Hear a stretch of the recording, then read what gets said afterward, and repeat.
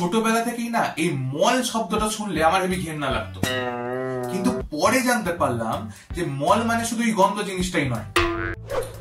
Shopping mall নামে একটা জিনিস হয় যেখানে জামা কাপড় কিনতে পাওয়া যায়। এখনকার সব বড় বড় শপিং মল গুলো শুধু জামা কাপড় কেন, মুদিখানা দোকান, সেলুন, খেলার জায়গা, সিনেমা হল, বুফে সিস্টেমে খাওয়ার জায়গা সব আছে। তো এবার আমার যদি কখনো কিছু কেনার দরকার পড়ে বা মনে করো বাড়িতে বসে আছি, ভাল লাগছে না, বোর লাগছে, তো টাইম পাস করার জন্য আমি এই শপিং মলে চলে যাই। এবার এই শপিং মলে গিয়ে আমি কি কি দেখি, কি কি এক্সপিরিয়েন্স হয় আমার, সেগুলো এই ভিডিওতে আমি তোমাদেরকে বলছি। ততক্ষণ তোমরা বাবু হয়ে বসো, মুড়ি খেতে খেতে একটু শোনো। দেখো তোমাদের সাথে এটা হয় কিনা আমি জানি না, তবে আমার সাথে হয়। মানে শপিং মলে ঢোকার পরেই হঠাৎ করে কেন জানি না অটোমেটিক্যালি আমার গলার ভয়েসটা কম হয়ে যায়। এটা কেমন অটোমেটিক টুকটাক সেটা আমার মাথায় ঢোকে না। এমনি সময় ষাঁড়ের মতো ব্যা ব্যা করে সবার মাথা খেয়ে নিয়ে, কিন্তু শপিং মলে আমার সাথে যে থাকে তার সাথে যে কেন আমি ফিস ফিস করে কথা বলি আজ পর্যন্ত আমার সেটা মাথায় ঢুকলো না। যাই হোক, শপিং মলে আমি যতটা না জামা কাপড় কিনি তার থেকে বেশি ট্রায়াল দিই। বিশেষ করে যেই সব জামা কাপড় গুলো আমার অকাতের একদম বাইরে থাকে সেগুলো ট্রায়াল দিই। মানে যাদের ওই প্রাইসটা দেখলে আমার হাতটা অ্যাটাক হতে হতে কোনো রকমে বেঁচে যায় সেইগুলো ট্রায়াল দিই আর সেলফি তুলে পোস্ট করে দিই। এই কিছুদিন আগে আমি আমার এক বন্ধুর সাথে শপিং মলে গেছি। এবার যথারীতি কিছু জামা কাপড় জোগাড় করে ট্রায়াল রুমে যাব ট্রায়াল দিতে। সেই সময় আমার বন্ধু ওই ট্রায়াল রুম সম্পর্কে কিছু জেনারেল নলেজ শেয়ার করে। মানে কাঁচটায় হাত দিয়ে দেখবি যে কাঁচ আর তোর আঙুলের মধ্যে কোনো গ্যাপ আছে না নেই, হ্যাঁ না অনেক কিছু। মানে মোদ্দা কথা হলো আমার এই রূপ যৌবনটা অন্য কেউ দেখে ফেলতে যেতে না পারে, সেই কারণে ওই নলেজ।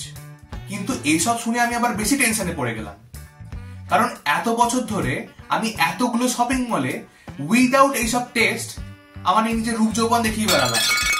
শুরুতেই বলেছি শপিং মল মানেই 5 তলা মল, পুরোটাই জামা কাপড় নয়। এখানে বহু কিছু পাওয়া যায়। তার মধ্যে অন্যতম হলো মানুষের পায়ে নোংরা খাওয়া মাছের দোকান। হ্যাঁ, সেখানে সবাই যায় আর নিজেদের কালো খুশুটি গন্ধ পাগুলোকে ওই অ্যাকোরিয়ামের মধ্যে ঢুকিয়ে দেয়। আর মাছগুলোকে বলিহারি, কোনো ঘেন্না বৃত্তি কিছু নেই। লোকেদের পায়ের ওই নোংরা গুলোকে খেয়ে চেটে একদম সাফ করে দেয়। এই শপিং মলে আমার সব থেকে পছন্দের জায়গা হলো ওই চলন্ত সিঁড়িগুলো, কোনো কারণ ছাড়াই শুধু 50 বার উঠি আর নামি, 50 বার উঠি আর নামি।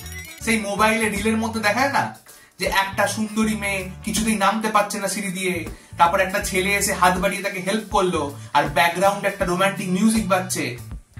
কত আশা করেছিলাম জানো যে আমিও কাউকে ওরকম যদি হেল্প করতে পারি, কিন্তু এই পোড়া কপালে অত সুখ সইবে কেন?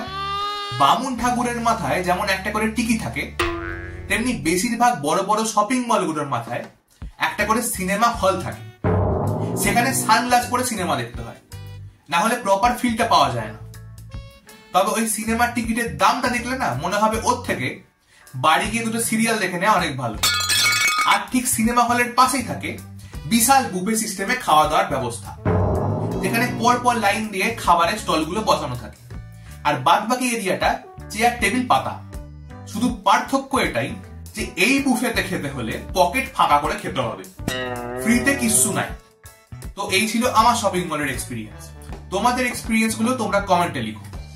এই ভিডিওটা ভালো লাগলে একটু লাইক করো, পারলে একটু শেয়ার করো, আর চ্যানেলটাকে সাবস্ক্রাইব করে সাথে থেকো। খুব তাড়াতাড়ি দেখা হচ্ছে নতুন ভিডিওতে। আজকের জন্য বাই।